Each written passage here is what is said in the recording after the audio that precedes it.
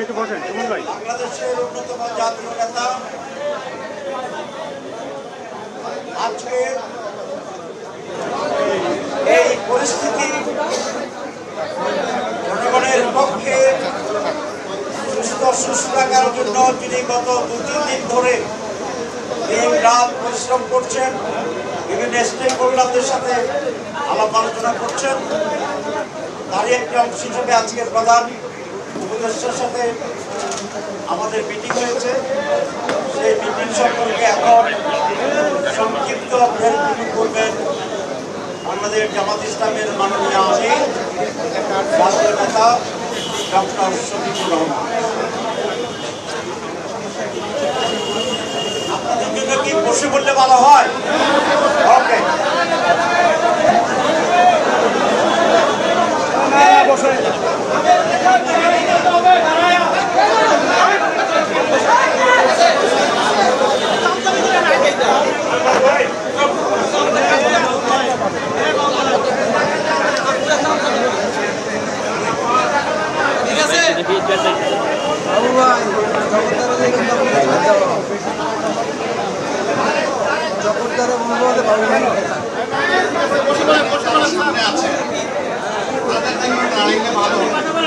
আবার যারা ঘুরে আসেন তাদের জন্য বসলে ভালো হয়।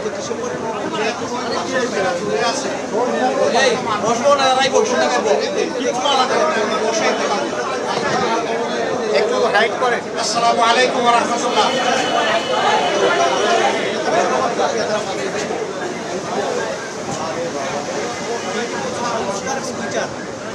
আসসালামু আলাইকুম ওয়া রাহমাতুল্লাহ।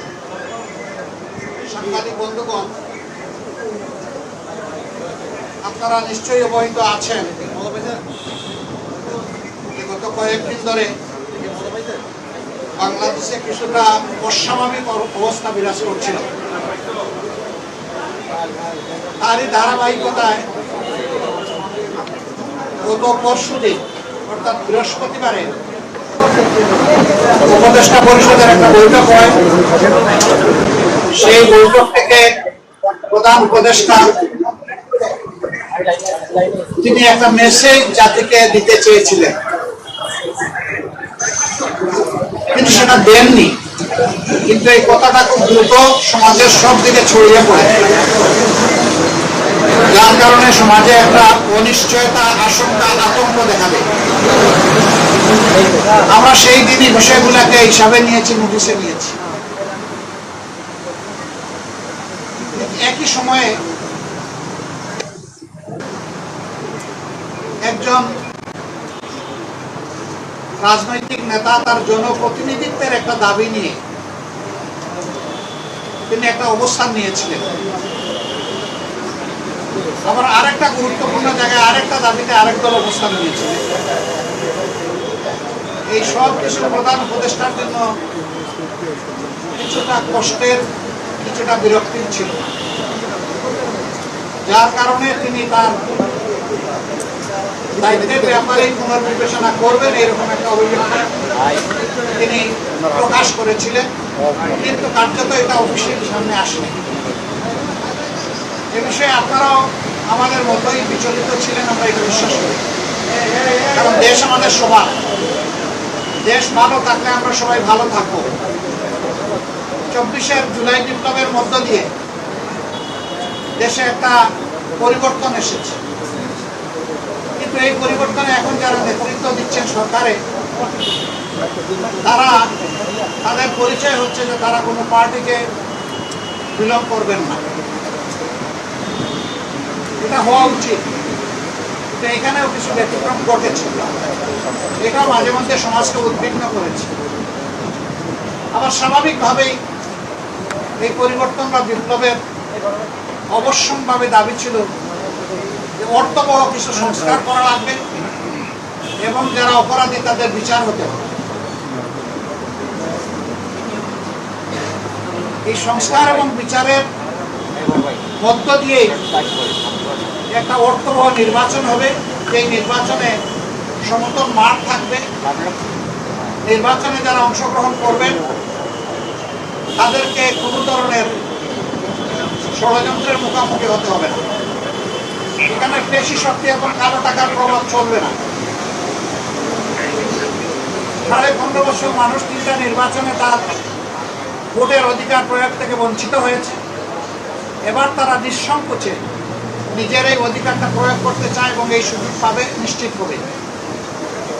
এটি হচ্ছে জনগণের দাবি। প্রধান উপদেষ্টা ইতিমধ্যে কয়েকবার তিনি বলেছেন নির্বাচন তিনি দিতে চান এই বছরের ডিসেম্বর থেকে শুরু করে আগামী বছরের জুনের মধ্যবর্তী কোনো এক সময়, কিন্তু তিনি সুনির্দিষ্ট কোনো রোডম্যাপ দেন, কোনো মাস সপ্তাহ তিনি ঘোষণা করেন।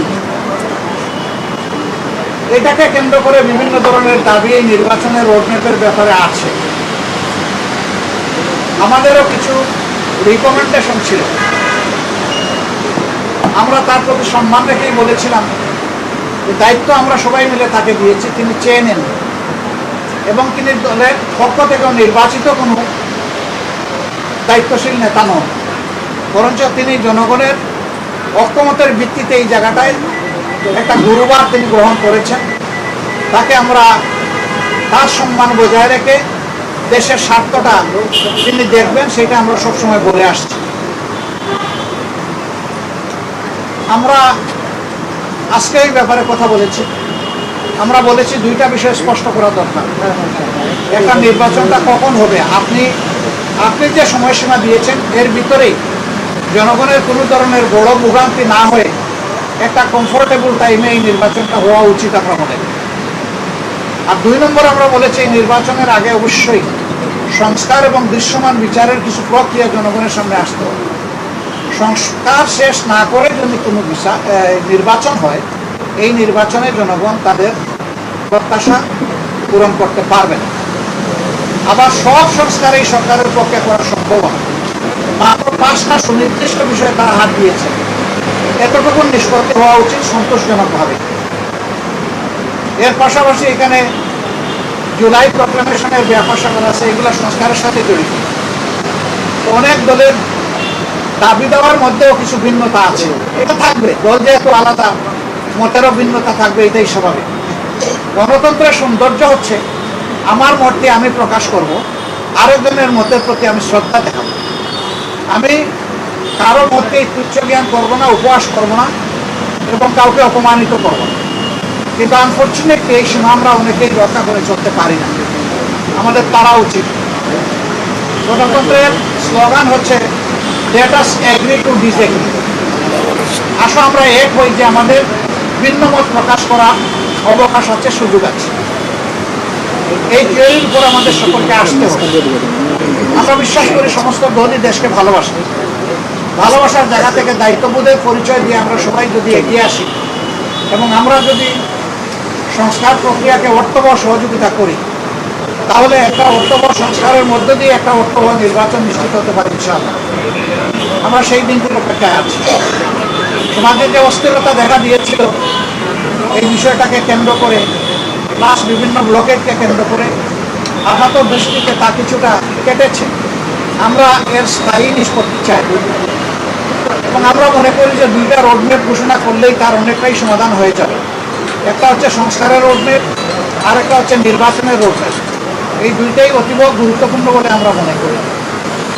আপনারা আজকে এখানে এসেছেন, আপনারা ইতিমধ্যে বিএনপির বন্ধুরা এসেছেন, তাদের কথা আপনারা শুনেছেন, আমাদের কথা আপনারা ধৈর্য ধরে শুনলেন।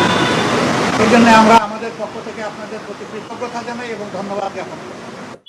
আমির মহোদয়, আপনাদের সাথে আমাদের আরো অনেক দেখা হবে, কথা হবে ইনশাআল্লাহ। আজকে আরো হয়তো আপনারা কথা শুনবেন, আরেকটা দল তারা ঢুকেছেন, তারাও বের হলে তারা তাদের কথা বলবেন। আমরা দেশকে আমাদের ভালোবাসার জায়গা থেকে, বিবেকের দায়বোধের জায়গা থেকে যেটা উত্তম মনে করি সেই ব্যাপারে কাজ করতে আমরা দৃঢ় প্রতিজ্ঞ।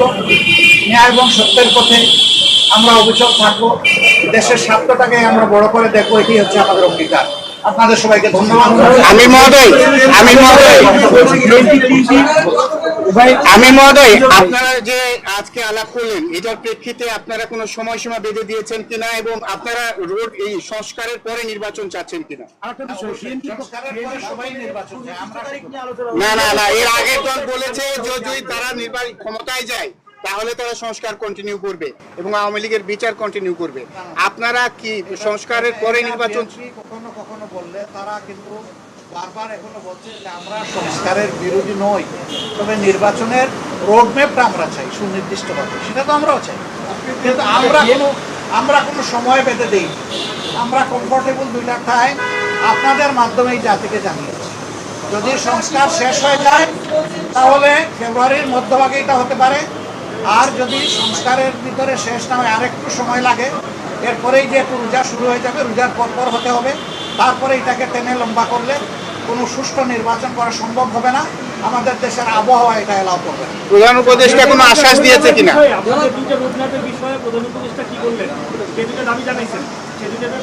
প্রধান উপদেষ্টা কি বলেছে? তিনি গভীর মনোযোগ সহকারে শুনেছেন এবং আমাদের এটা আস্থা হয়েছে যে তিনি বিষয়টাকে ইতিবাচকভাবে নিয়েছেন। তিনজন উপদেষ্টার পদত্যাগ চেয়েছেন, আপনারা কি তিনজন উপদেষ্টার পদত্যাগ চান বা তাদের পদত্যাগ চাওয়াটাকে আপনারা কিভাবে দেখেন? তারা বলছে নির্বাচনে বা সরকারের নিরপেক্ষতার জন্য তাদের পদত্যাগ করা দরকার। পদত্যাগ চাইল বিএনপি আর ফতোয়া দিবে জামাতে ইসলামী। উপদেষ্টা বডি সংস্কারের বিষয়ে আপনাদের মতামত কি? তারা যারা পদত্যাগ চেয়েছেন এই ব্যাপারে তারাই ব্যাখ্যা পাবেন। উপদেষ্টা বডি সংস্কারের বিষয়ে আপনাদের মতামত কি? সরকারের নিরপেক্ষতা নিয়ে কোনো প্রশ্ন আছে কিনা? আমরা যখন ওই রকম প্রয়োজন অনুভব করব তখন আপনাদের মাধ্যমে জানাবো। উপদেষ্টা বডি সংস্কারের বিষয়ে আপনাদের মাধ্যমে কি অস্থিরতা দূর হবে মনে করছেন? এই যে অস্থিরতার অবস্থা বিরাজ করছে আপনারা আমরা আশাবাদী কতটুকু দূর হবে মনে করছেন? পুরোটাই দূর হবে ইনশাআল্লাহ। আমি আরেকটা বিষয় স্পষ্ট, এটা হচ্ছে আজকে প্রধান উপদেষ্টা আপনাদের দেখেছিলেন, আপনারা বিএনপি আসেন নাই, আপনারা যখন বিএনপি আপনি আপনাদের কথা বলেছেন, কিন্তু সরকার বা প্রধান উপদেষ্টা আপনাদের কেন ডেকেছিল? কি বলতে চায় সরকার আপনাদেরকে?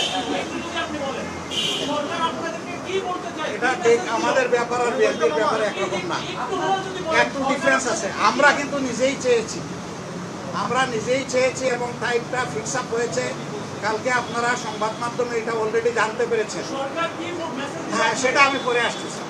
ওনার দাওয়াত আমরা পেয়েছি, এটা অস্বীকার করবো না, কিন্তু এর আগে আমরাই চেয়েছি এবং আমাদের চাওয়ার প্রেক্ষিতেই আজকে সন্ধ্যা 6টায় এই সময়টা নির্ধারিত হয়েছিল। আমাদের অন্য একটা দলীয় কর্মসূচি থাকার কারণে আমরাই চেয়েছিলাম যে আমাদেরকে আরও 2 ঘন্টা পিছিয়ে দেওয়া হোক। এই আমাদের অনুরোধের প্রেক্ষিতেই 8টা ফিক্স করা হয়েছিল, যদিও 8টায় আমরা শুরু করতে পারি নাই, একটু পরে আমরা শুরু করেছি। উনি দেখে এইটুকুই বলেছেন, দেশ আমাদের সবার, আমি অবশ্যই অর্থবহ সুষ্ঠু স্বচ্ছ একটা নির্বাচন দিতে চাই, আমি যেন কোনো নির্বাচন দিতে চাই না।